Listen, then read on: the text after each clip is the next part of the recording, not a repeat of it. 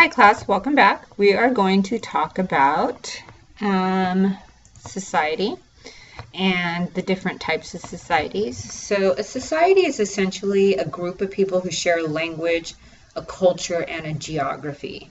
So not just where you live, but a shared culture and language is really important to understanding what we mean by saying society. And then the book goes through a variety of different types of societies. So hunting and gathering societies are societies largely based on the hunting of animals and gathering of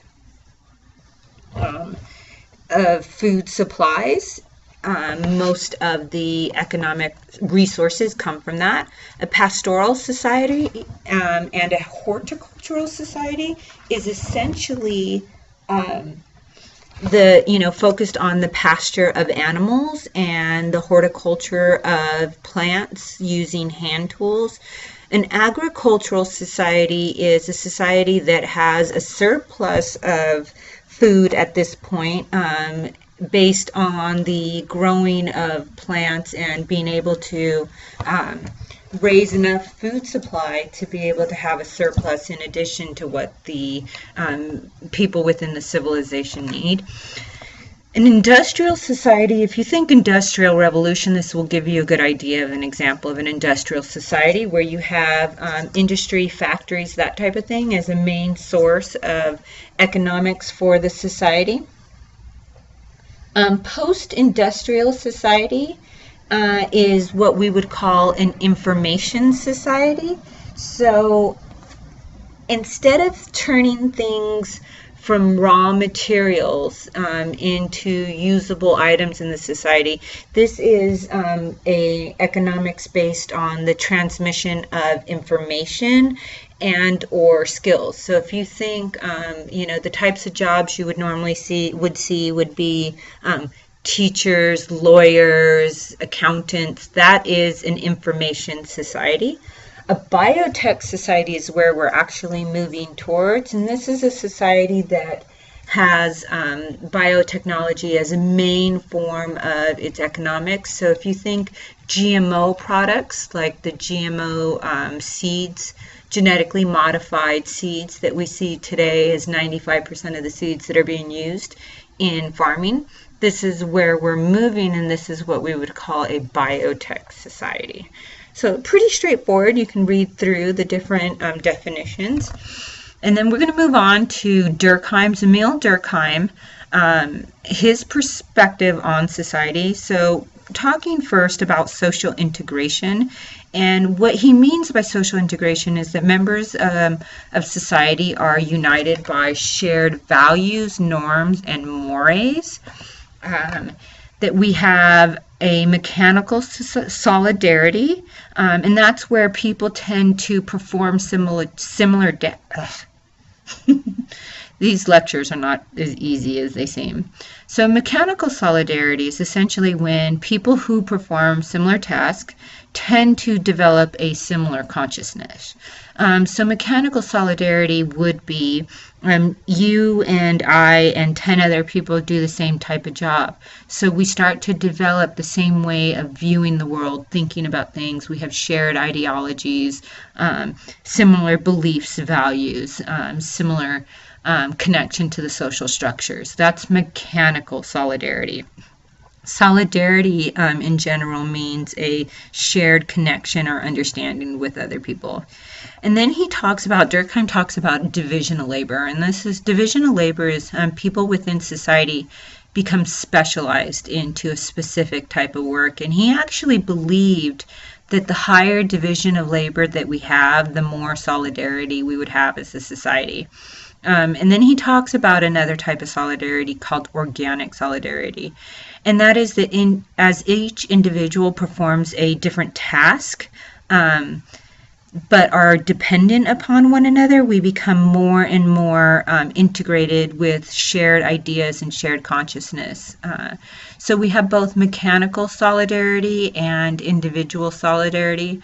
And organic solidarity increases with the division of labor because each specific type of labor is dependent on the other type of labor being functional as well. And if you think about something like a body, you can understand the organic solidarity analogy in that you need the liver to function in order for the heart to function. You need the heart to function in order for the brain to function. So as each individual organ performs its different task, they're still dependent upon one another in order to be able to be functional themselves.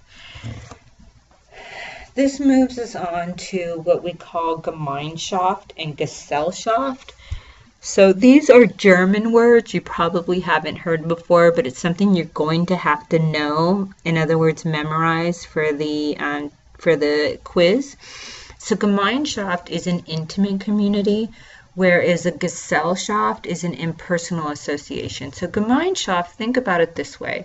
If you think about like the stereotype of the rural town with the cute little white picket fences and an ice cream shop on the corner, and everybody knows each other, and your mom and your teacher, go to church together. This is a Gemeinschaft type of community. The book uses the Amish as a good example of a Gemeinschaft community.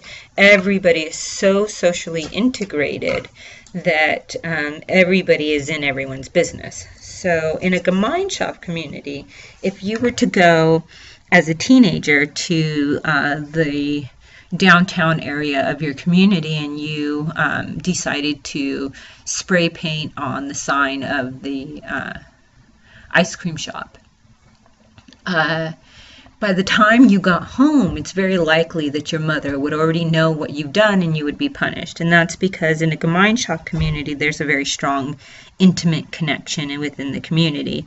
And so, unbeknownst to you, your mother's friend who she goes to church with called her before you ever got home, and you were in trouble before you even walked through the door.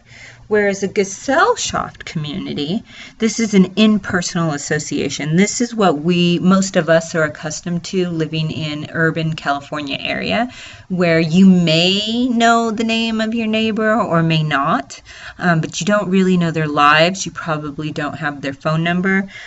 You're not really integrated. And if you move out even 1 or 2 blocks, you wouldn't even recognize your neighbors 2 blocks away or 3 blocks away. Very impersonal association between members of a community. Gemeinschaft, like my intimate community. Gesellschaft, like where people sell things, and it becomes a more impersonal association.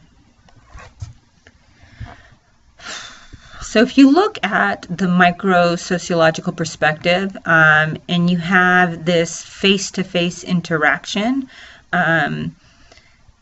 it gives you a social interaction perspective that talks about society in this very individualistic perspective. So the stereotypes in life become what become self-fulfilling. So assumptions become self-fulfilling. In other words, if we tend to think that people who are attractive are outgoing, funny, and sociable, so despite their behavior or in accordance with their behavior, we are more likely to view somebody who's attractive as sociable, funny, and outgoing. If somebody we considered to not be attractive were to do the same type of behavior, instead of labeling them as funny and sociable, we might label them as loud and intrusive and rude. So that everyday kind of that stereotype within everyday life is accumulates over time and creates a perception of individuals and how we perceive those individuals within a group. So if we take something like personal space, right? An everyday interaction teaches you the appropriate amount of personal space that you're supposed to have within the society that you live. And I lived in Texas for a little while, so I like to use this Texas example as an example about personal space. The average personal space for Americans is between 18 inches and 3 feet. So if you reach your hand out in front of you, this is the appropriate level of personal space you're supposed to give people when you talk to them or when you walk by them, right? You're supposed to give them about that much personal space. As we grow more populated as a city and we have other cultures moving into our city, we start to notice that there's less and less personal space being allowed for us. Going back to this, Texas example, what I found very interesting when I moved to Texas was that personal space was that of almost twice the amount of here in California. So their personal space boundary is somewhere between 3 and 5 feet, which means that when you were standing in line at the grocery store, instead of having the person stand behind you so closely you can feel their breath on you, too little personal space, right? But becoming the norm in California, they would give you almost 6 feet of space so that if you think about the size of a shopping cart would be between you and the person behind you, even though it was an empty space, right? So this everyday interaction means that everybody became accustomed to a larger amount of personal space. And this works for everything that we do within our society. So if you think about eye contact, smiling, body language, what is appropriate? For some of you, when you were in trouble as a little kid, if you did not make eye contact with your parents while they were scolding you, you were in big trouble. But for others, if you made eye contact with your parents while they were scolding you, you were in big trouble, right? And what this amounts to is this everyday interaction and teaching the societal norms and values of that society. And they change over time, and they change from one society to another. So sometimes, we think it's inappropriate for people to speak with their hands. But that could be your cultural norm or your society at your time. Their cultural norm, their society, their everyday interaction, it's deemed perfectly acceptable to be swinging their hands around and moving their hands a lot as they talk.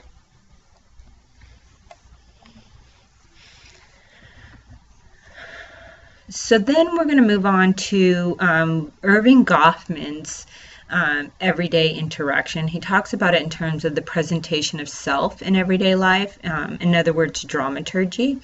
Now, Goffman said that social life is like a drama on a stage, and that we're constantly doing impression management.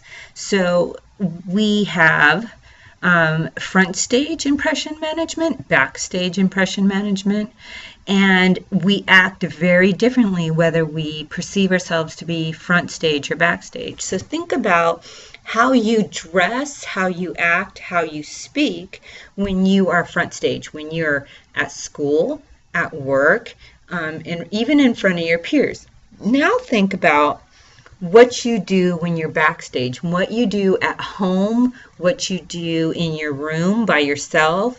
This is the backstage impression management. So even though you might have other people around you at home, it's not as much of a front stage as it would be, say, if you were in church or at work. Right? There's less impression management involved in front of your family. You get to let your guard down a little bit. Now, somebody from your work comes over to your home. Not only are you doing front stage, acting more politely, sitting in the night, sitting nicely on your couch. You probably maybe put pants on. Your family maybe picked up the house a little bit. So it's this. Your home became then the front stage. So hopefully that helps to kind of give you a good example of the difference between front stage and backstage. If you think about normally a professor in front of a class lecturing, this is very front stage behavior. And how your professor would act when they're at home is going to be quite a bit different than how they would act in front of you. How they would dress at home is going to be quite a bit different. So in addition to that, we may have role conflict or role strain. So role conflict is when two of your roles basically conflict with each other. So for example, if I'm a student at Fullerton College, and I'm taking one additional class, and I'm planning on moving on to graduate school at the same time. So I have to meet the requirements. I have all of a sudden on a particular day, my final is due for my sociology class, but I need to fly out of state in order to be able to meet with the department I'm trying to get into at the new university where I'm going to graduate school. So this is role conflict. I simply cannot do both things at the same time. Role strain is a little bit differently because this is when you're being pulled in two different directions. So I often think of, you can have the same role and be pulled in two different directions, or two of your roles can pull you in two separate directions. So role strain for me sometimes is when I'm at home and my mother is visiting and my son's there at home. And I have a 16-year-old son and my mom is in her late 70s. And my mother's one of those mothers who she's high maintenance, in other words. She tells me what to do and bosses me around, and I pretty much just abide by anything she wants me to do. At the same time, my 16-year-old son, who's fairly independent, will occasionally need my help, my assistance, usually a ride somewhere. And this can cause role strain, where my mom is pulling me in one direction, she wants something from me, but my son is pulling me in another direction. And ultimately, I can accomplish both, but it's a strain in order to do so. So it's not complete role conflict where I cannot go to school and, say, take care of a sick baby at the same time, but it is role strain. So I'm going to stop here so that the video is not too long, and we'll come back and talk about ethnomethodology.